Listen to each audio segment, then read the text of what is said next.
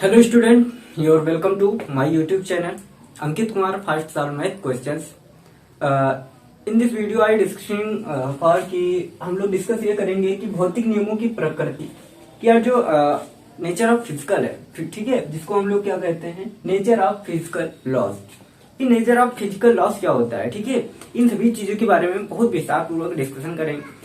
तो इनके अंतर्गत कौन कौन चीजें आती हैं, जैसे ऊर्जा संरक्षण का नियम, कंजर्वेशन ऑफ एनर्जी जिसको हम लोग बोलते हैं, इस चीज का डिस्कस करते हैं। रेखीय संवेग संरक्षण, कंजर्वेशन ऑफ लीनियर मोमेंटम जिसको बोलते हैं। कोणीय संवेग संरक्षण का नियम, कंजर्वेशन ऑफ एंगुलर मोमेंटम। द्रव्यमान ऊर्जा संरक्षण, mass energy of conservation. And आवेश संरक्षण, कंजर्वेशन ऑफ चार्ज। तो इन सभी चीजों के बारे में हम लोग डिस्कशन विस्तार पूर्वक से करेंगे, ठीक है। तो आप लोगों को क्या करना है, सिर्फ और सिर्फ इस पूरी वीडियोस को कंप्लीट देखना है, ठीक है। और जो चीजें समझ में ना आए तो उसको कमेंट बॉक्स में भी लिख देना है, राइट, कमेंट कर देना है। पहले तो हम देख लेते हैं कि ऊर्जा संरक्षण का नियम जिसको हम लोग बोलते हैं कंजर्वेशन ऑफ एनर्जी, कि ऊर्जा है। तो पहले हम देख लेते हैं कि ऊर्जा क्या होता है, ठीक है। तो ऊर्जा जिसको हम लोग एनर्जी कहते हैं, तो कार्य करने की क्षमता को ही तो हम लोग ऊर्जा कहते हैं, कि हमारे अंदर इतनी ऊर्जा है, आज हमने इतना खाना खाया है तो हम इतना ही कार्य करेंगे, ठीक है। तो ऊर्जा जो होता है उसको क्या कहते हैं, कार्य करने की क्षमता को ही हम क्या कहते हैं, ऊर्जा कहते हैं, ठीक है। तो ऊर्जा संरक्षित कैसे की जाए, ऊर्जा का संरक्षण कैसे होता है, इसका मतलब क्या होता है, पहले तो हम देख लेते हैं संरक्षण का मतलब क्या होता है, ठीक है। तो संरक्षण का मतलब जो होता है वो कुछ इस प्रकार से होता है कि किसी चीज को संरक्षित करना। जैसे हम जा रहे हैं तो हमारे आगे जैसे सिक्योरिटी लगी हुई हो, हम संरक्षित है, मतलब कि कोई भी हमारे ऊपर कोई दिक्कत ना आए, हमारे में कोई चेंजेस ना हो, चाहे हम जितना समय तक ऐसे ही चलते रहे, ठीक है। तो संरक्षण का इसी प्रकार से मतलब होता है कि ऊर्जा जो होती है, ऊर्जा का संरक्षण कैसे किया जाए, वही ऊर्जा संरक्षण का नियम कहलाता है, ठीक है। कि ऊर्जा संरक्षण के नियम में क्या होता है, देखिए, जो ऊर्जा होती है, ऊर्जा को ना तो हम उत्पन्न कर सकते हैं और ना ही इसको हम नष्ट कर सकते हैं, ठीक है। Energy can not created and can not destroyed. हाँ, एक फॉर्म से दूसरे फॉर्म में चेंज जरूर कर सकते हैं, ठीक है। It can change one form to another forms. इसको हम क्या कर सकते हैं, एक फॉर्म से दूसरे फॉर्म में आसानी से कन्वर्ट कर सकते हैं, चेंज कर सकते हैं। जैसे ऊर्जा है, तो ऊर्जा हमने प्राप्त कर ली, खाना खाने के पश्चात हमने ऊर्जा को प्राप्त कर लिया। अब ऊर्जा को हमने प्राप्त करने के पश्चात क्या किया, उसको किसी कार्य करने में उसको खर्च कर दिया, मतलब कि हमने ऊर्जा को कार्य में कन्वर्ट कर दिया, ठीक है। तो ऊर्जा हमारी खत्म नहीं हुई। ये मत सोचना कि हमने तो सुबह खाना खाया था, शाम को फिर खाना खाने जा रहे हैं, इसका मतलब हमारी एनर्जी नष्ट हो गई। बिल्कुल नहीं नष्ट हुई है, क्योंकि आपने जो खाना खाया था वो खाना तुमने किसी कार्य करने में लगा दिया, या तो पढ़ने लिखने में एनर्जी लॉस कर दी, बोलने में एनर्जी लॉस कर दी, कूदने खेलने में एनर्जी लॉस कर दी, या कोई वर्क करने में एनर्जी को लॉस कर दिया आपने। वो लॉस नहीं होती, बल्कि किसी चीज को कन्वर्ट कर दिया है, लेकिन आपको क्या लगता है वो हमने लॉस कर दी। एनर्जी लॉस नहीं होती, उसको कन्वर्ट कर दिया जाता है किसी अन्य फॉर्म में, ठीक है। तो यही जो नियम होता है कि एनर्जी को ना तो उत्पन्न किया जा सकता है और ना ही उसको हम नष्ट कर सकते हैं, यही जो नियम होता है, यही ऊर्जा संरक्षण का नियम होता है, ठीक है। तो ऊर्जा को संरक्षित, अब देखिए क्या हुआ था कि सन 2001 में क्या किया गया था, जो भारत सरकार के द्वारा क्या किया गया, ऊर्जा संरक्षण का जो अधिनियम लाया गया कि ऊर्जा को संरक्षित कैसे किया जाए, ठीक है।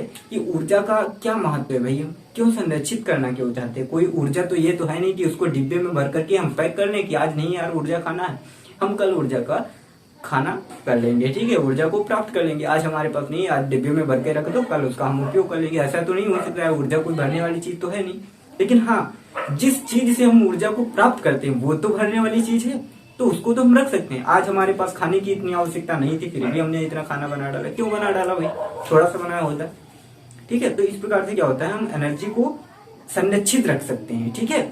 दूसरी चीज, जैसे आज फैन की आवश्यकता नहीं है, फिर भी तुम फैन चला रहे हो, क्यों चला रहे हो भाई, उससे विद्युत ऊर्जा खर्च नहीं हो रही।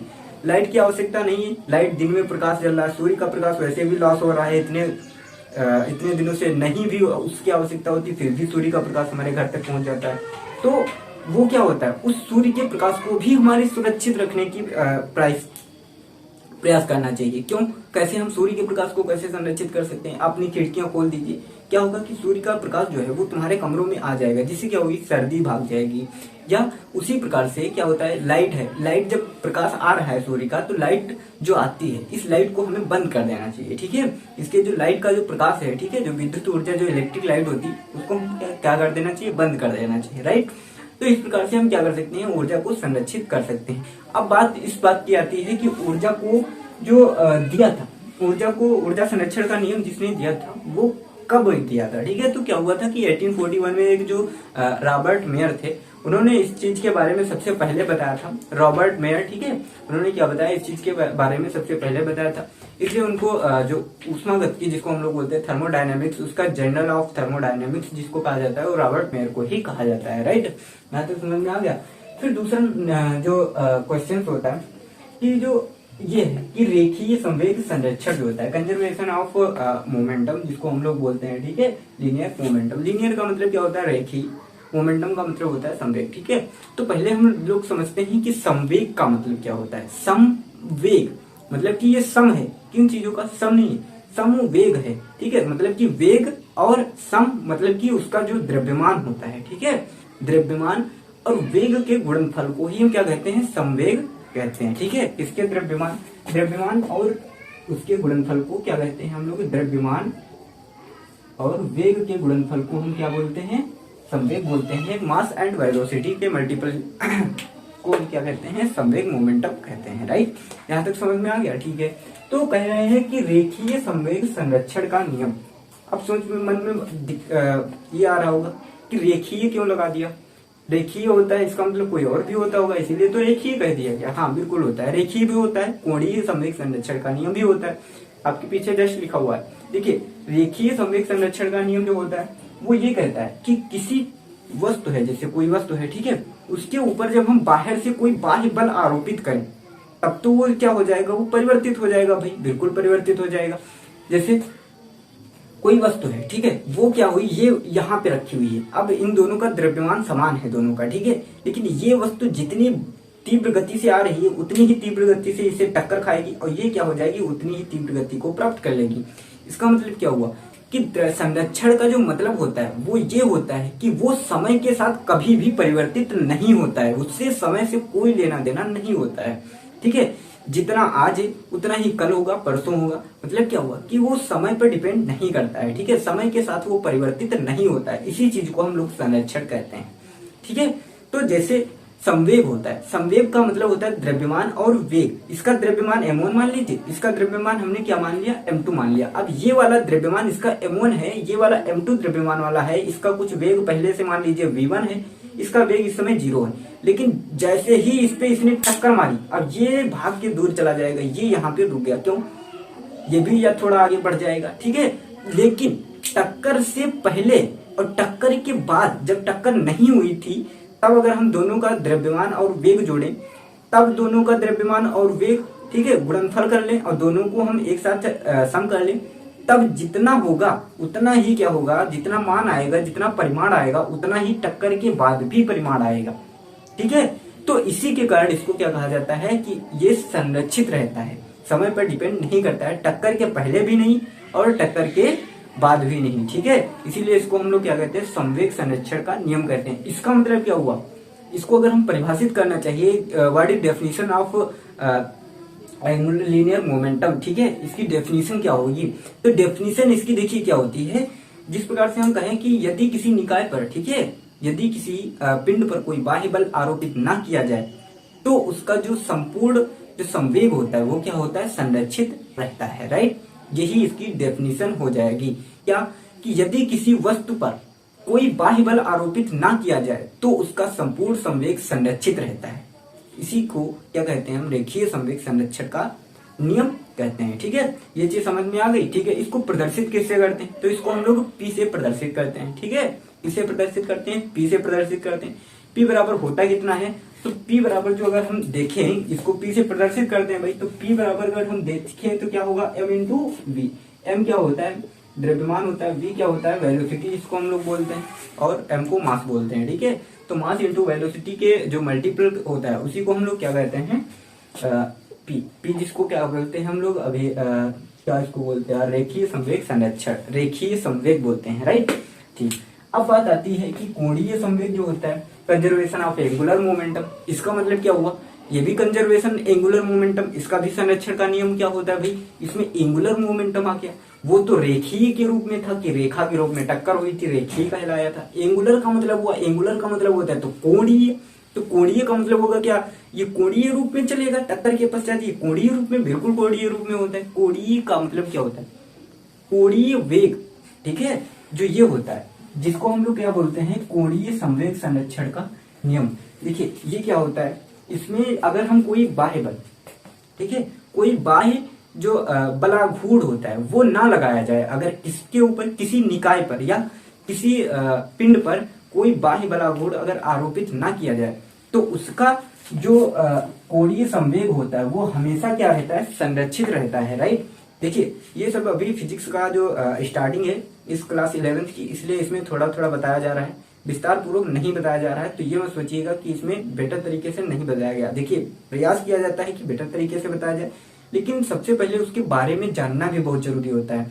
किसी व्यक्ति को अगर दोस्ती करना है, ठीक है, तो आप दोस्ती कब करते हो, कब उससे मन कब करता है दोस्ती करने का, जब उसके बारे में आप पहले से जानते हो, तभी तो उससे दोस्ती करने का मन करता है। यार यह चीज बहुत बेटर तरीके से है, इससे लाओ हम दोस्ती कर लेते हैं, ये हमारा, इसको इंग्लिश बहुत बेटर तरीके से आता है, शायद ये भी हमको स्पीकिंग करना सिखा ले। तो उसके बारे में आपने पहले सुना, फिर उससे आपने दोस्ती की है, ठीक है। ये नहीं है कि आपने डायरेक्ट गए, हेलो भैया दोस्ती करोगे हमसे, हाँ दोस्ती हो गई चलो, लेकिन बारे में नहीं पता है वो क्या कर रहा है। तो पहले बारे में जानना बहुत जरूरी होता है, राइट। तो आप जब जान जाते हो तभी उससे मित्रता कर लेते हो, फ्रेंडशिप हो जाती है, हर एक चीज हो जाती है, फिर मित्रता हो गई तो सब कुछ करना पड़ता है, इधर उधर खेलना कूदना और पढ़ाई भी साथ में करना होता है। तो इसी प्रकार से क्या होता है, इसमें फिजिक्स में भी है। फिजिक्स को अगर आपको उससे दोस्ती करना है, उसको अगर पढ़ना है, समझना है, तो पहले तो उसके बारे में जानो।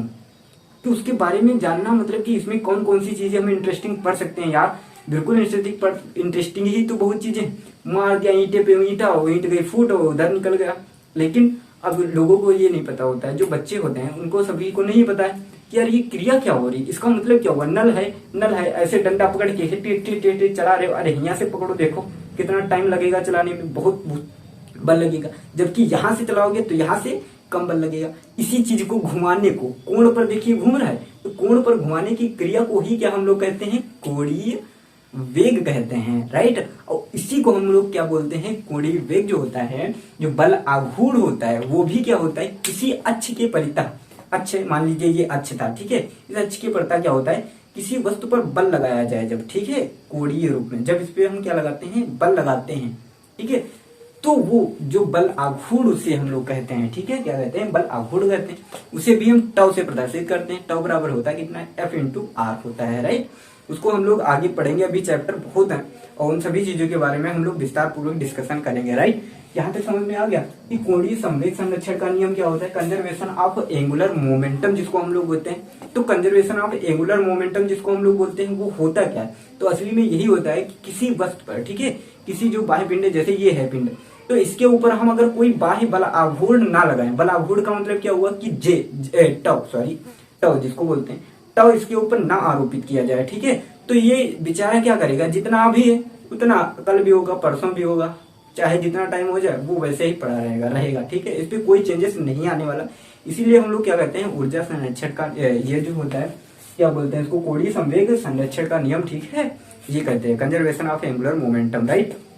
तो क्या होता है कि यदि किसी निकाय पर या किसी पिंड के ऊपर कोई बाह्य बल आघूर्ण आरोपित ना किया जाए, तो जो वो होता है, ठीक है, पिंड का जो संपूर्ण संवेग होता है, जो निकाय का जो संपूर्ण संवेग होता है, वो क्या, कोणीय संवेग जो होता है वो क्या रहता है, संरक्षित रहता है, राइट। यहाँ तक समझ में आ गया, ठीक है। अब हम लोग बढ़ते हैं आगे। इन सभी देखिए इसमें क्वेश्चंस बहुत सारे उठेंगे, बहुत सारे होंगे क्वेश्चंस, ठीक है, लेकिन इसका हर एक चैप्टर आपको भी आगे पढ़ने को मिलेगा। ये तो हम आप लोगों को चैप्टर के बारे में बता रहे हैं कि कौन कौन सी चीजें कैसे पढ़ना होगा, ठीक है, इसमें हम विस्तार से नहीं बता रहे हैं, ये चीज ध्यान रखना, ठीक है, थोड़ा थोड़ा जान लेते हैं। दूसरी चीज आती है द्रव्यमान ऊर्जा संरक्षण। ठीक है, कि द्रव्यमान क्या होता है, ऊर्जा क्या होता है, संरक्षण का मतलब क्या हुआ। अभी तो हमने पढ़ा था ऊर्जा संरक्षण का नियम, अब हम पढ़ रहे हैं द्रव्यमान ऊर्जा संरक्षण का नियम। ठीक है, तो आपने एक वैज्ञानिक थे, क्या नाम था उनका, आइंस्टीन, याद रखना। ठीक है, तो आइंस्टीन ने जो अपना फार्मूला बताया था वो कुछ इस प्रकार से बताया था कि E बराबर MC स्क्वायर। ठीक है, क्या बताया था, E बराबर MC स्क्वायर। अब ये E बराबर MC स्क्वायर होता क्या है, देखिए, तो E का मतलब यहाँ पे एनर्जी हो गया, ठीक है, M का मतलब मास हो गया, C का मतलब हो गया प्रकाश की चाल, जिसको हम लोग बोलते हैं स्पीड ऑफ लाइट। ठीक है, सूर्य के प्रकाश की चाल, सूर्य की प्रकाश की चाल होती कितनी है, 3 × 10⁸ मीटर प्रति सेकंड होती है। कितनी होती है स्पीड ऑफ लाइट, वो होती है तुम्हारी 3 × 10⁸ मीटर प्रति सेकंड, राइट, मीटर पर सेकंड। ये इसकी क्या होती है, चाल होती है। ठीक है, कहाँ पे होती है, तो निर्वात में। ठीक है, ये इतनी ध्यान रखना, किसी माध्यम में मत कह देना, क्योंकि माध्यम तो अलग अलग होते हैं। और माध्यम का मतलब हो गया कि पानी में क्या प्रकाश की चाल वही रहती है, बिल्कुल नहीं, पानी में बदल जाती है, राइट, ये चीज ध्यान रखना।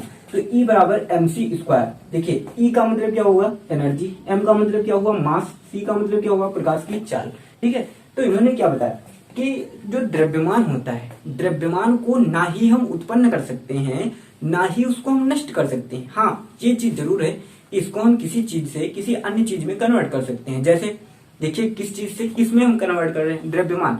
जैसे क्या होता है, हमारे गांव इसीलिए तो फेमस होते हैं, गांव इसीलिए फेमस होते हैं क्योंकि वो किसी चीज को वेस्ट करना नहीं चाहते हैं, किसी चीज को वेस्ट नहीं मांगते हैं। हम भी गांव में रहते थे, ऐसा नहीं है, ठीक है, तो किसी चीज को वेस्ट नहीं करना चाहते हैं। इसलिए क्या होता है, देखिए, अगर एक पन्नी भी खराब गई है ना, तो उसको हैंड फैन बना लेंगे, लेकिन उसको कचड़े में नहीं फेंकेंगे।